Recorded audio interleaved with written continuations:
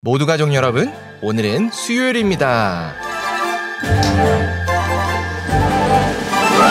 제가 신앙생활을 막 시작하고 늘 궁금했던 게 있었어요. 그건 바로 하나님의 뜻이죠. 그래서 하나님의 뜻을 알기 위해서 여러 가지의 시도를 해봤는데요. 그렇게 해서 알게 된 게 하나님은 다양한 방법으로 우리에게 말씀하신다는 사실이에요. 성경을 통해서도 말씀하시고 기도를 통해서도 말씀하시더라고요. 그리고 또 한 가지 방법이 있는데요. 그 방법을 오늘 본문이 말해주고 있어요. 그래서 오늘 묵상을 잘 들어보시면 하나님의 뜻을 아는 방법을 아실 수 있을 거예요. 그러면 오늘도 묵상에 잘 참여해 주시고요. 꼭 댓글로 무엇을 느꼈는지를 나눠주세요. 그리고 이 묵상을 나눴으면 하는 사람에게 공유해 주시고요. 오늘도 좋아요와 구독 잊지 말아주세요. 아셨죠? 그러면 오늘 본문인 사무엘하 16장 듣고 올게요. 제16장. 다윗이 마루턱을 조금 지나니 무비보셋의 종 시바가 안장 지은 두 나귀에 떡 200개와 건포도 100송이와 여름과일 100개와 포도주 한 가죽 부대를 싣고 다윗을 맞는지라. 왕이 시바에게 이르되, 내가 무슨 뜻으로 이것을 가져왔느냐?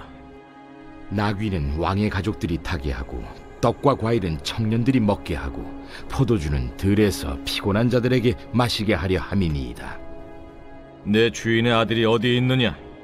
예루살렘에 있는데 그가 말하기를 이스라엘 족속이 오늘 내 아버지의 나라를 내게 돌리리라 하나이다. 무미보셋에게 있는 것이 다 내 것이니라. 내가 절하나이다. 내 주 왕이여, 내가 왕 앞에서 은혜를 입게 하옵소서. 다윗 왕이 바후림에 이르매 거기서 사울의 친족 한 사람이 나오니 게라의 아들이요 이름은 시므이라. 그가 나오면서 계속하여 저주하고 또 다윗과 다윗 왕의 모든 신하들을 향하여 돌을 던지니 그때 모든 백성과 용사들은 다 왕의 좌우에 있었더라. 시므이가 저주하는 가운데 이와 같이 말하니라. 피를 흘린 자여, 사악한 자여, 가거라, 가거라. 사울의 족속의 모든 피를 여호와께서 내게로 돌리셨도다. 그를 이어서 내가 왕이 되었으나 여호와께서 나라를 내 아들 압살롬의 손에 넘기셨도다.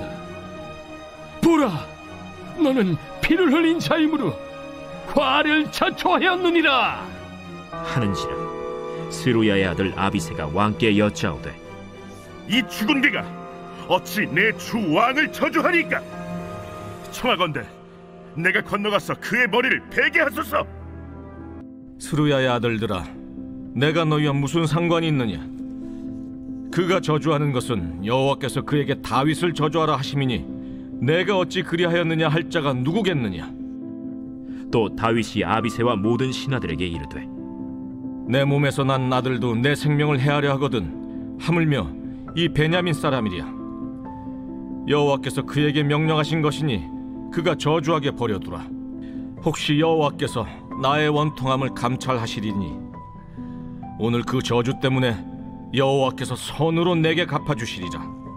다윗과 그의 치종자들이 길을 갈 때 시므이는 산비탈로 따라가면서 저주하고 그를 향하여 돌을 던지며 먼지를 날리더라. 왕과 그와 함께 있는 백성들이 다 피곤하여 한 곳에 이르러 거기서 쉼이라. 압살롬과 모든 이스라엘 백성들이 예루살렘에 이르고 아히도벨도 그와 함께 이른지라. 다윗의 친구 아렉 사람 후세가 압살롬에게 나갈 때에 그에게 말하기를, 왕이여 만세! 왕이여 만세! 하니 압살롬이 후세에게 이르되, 이것이 내가 친구를 후대하는 것이냐? 내가 어찌하여 내 친구와 함께 가지 아니하였느냐? 그렇지 아니하니이다. 내가 여호와와 이 백성 모든 이스라엘의 택한 자에게 속하여 그와 함께 있을 것이니이다. 또 내가 이제 누구를 섬기리이까? 그의 아들이 아니니까.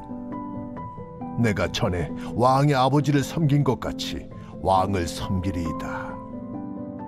압살롬이 아히도벨에게 이르되, 너는 어떻게 행할 계략을 우리에게 가르치라. 왕의 아버지가 남겨두어 왕궁을 지키게 한 후궁들과 더불어 동침하소서.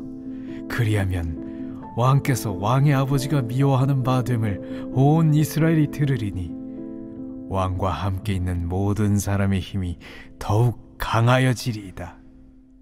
이에 사람들이 압살롬을 위하여 옥상에 장막을 치니 압살롬이 온 이스라엘 무리의 눈앞에서 그 아버지의 후궁들과 더불어 동침하니라.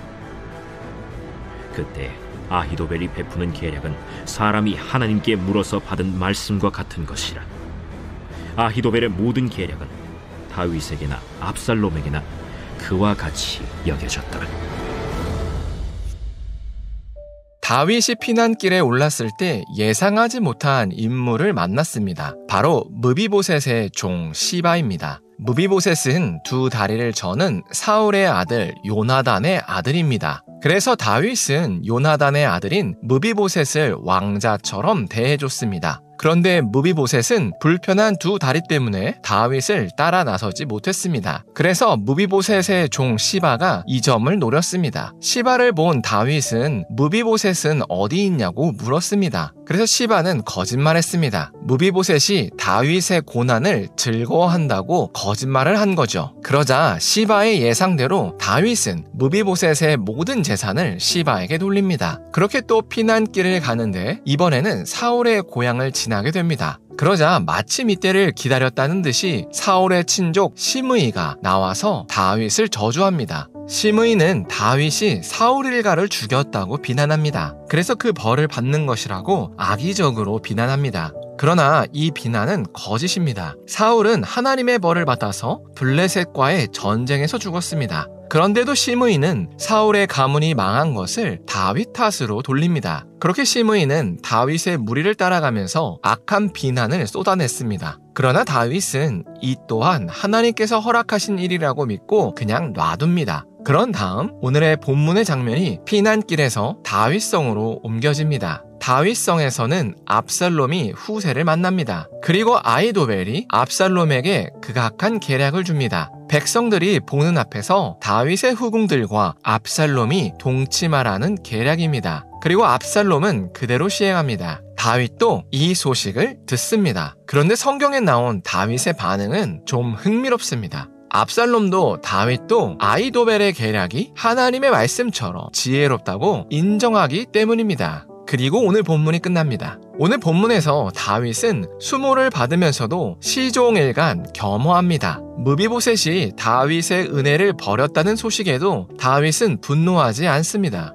또 거짓으로 자신을 비난하는 시므이에게도 다윗은 겸허합니다. 또 자신의 후궁들과 동침한 압살롬에 대해서도 겸허한 태도를 보여줍니다. 다윗이 이렇게 겸허히 행동할 수 있었던 이유는 모든 사건을 하나님과 연결했기 때문입니다. 분명히 다윗에게 수치를 주는 대상은 눈앞에 있는 사람이었습니다. 그리고 하나님은 그 자리에 보이지 않았습니다. 그런데도 다윗은 자신에게 수치를 주는 대상 너머에 계신 하나님을 발견해냈습니다. 이게 다윗의 영성입니다. 이처럼 다윗은 보이는 세계에서 일어나는 현상을 보이지 않는 하나님의 뜻으로 해석할 줄 알았습니다. 그래서 눈앞에서 수모를 주는 대상이 있어도 화를 내지 않을 수 있었습니다. 또 골리앗처럼 아무리 강해 보이는 상대에게도 담대할 수 있었던 거죠. 우리가 신앙생활 하면서 배워야 할 것 중 하나는 하나님의 시각으로 보이는 세계를 해석하는 힘입니다. 하나님 안에 있다고 해서 우리가 원하는 일만 생기는 게 아닙니다. 세상 사람들과 똑같이 때로는 좋고 때로는 힘듭니다. 그러나 하나님 안에 있는 사람은 그 상황을 해석하는 방법이 다릅니다. 하나님의 사람은 우리를 둘러싼 일련의 사건들 속에서 하나님의 뜻을 찾아냅니다. 이게 하나님의 뜻을 아는 방법입니다. 하나님은 우리에게 환경으로 말씀해 주십니다. 그래서 우리는 하나님의 시각으로 보이는 세계를 해석할 수 있어야 합니다. 그래서 우리가 오늘 하루를 살 때 우리를 둘러싼 환경으로 주시는 하나님의 뜻을 찾았으면 좋겠습니다. 그래서 보이는 세계에서 보이지 않는 하나님을 발견하는 훈련을 했으면 좋겠습니다. 기도하겠습니다. 사랑의 하나님, 피난길을 가는 다윗을 나눴습니다. 다윗은 피난길에서 겪은 수모에서도 하나님의 뜻을 발견했습니다. 이처럼 우리도 보이는 세계에만 매몰되지 않기를 원합니다. 그리고 다윗처럼 우리를 둘러싼 일련의 사건들로 주시는 하나님의 뜻을 찾게 하여 주시옵소서. 예수님의 이름으로 기도합니다. 아멘.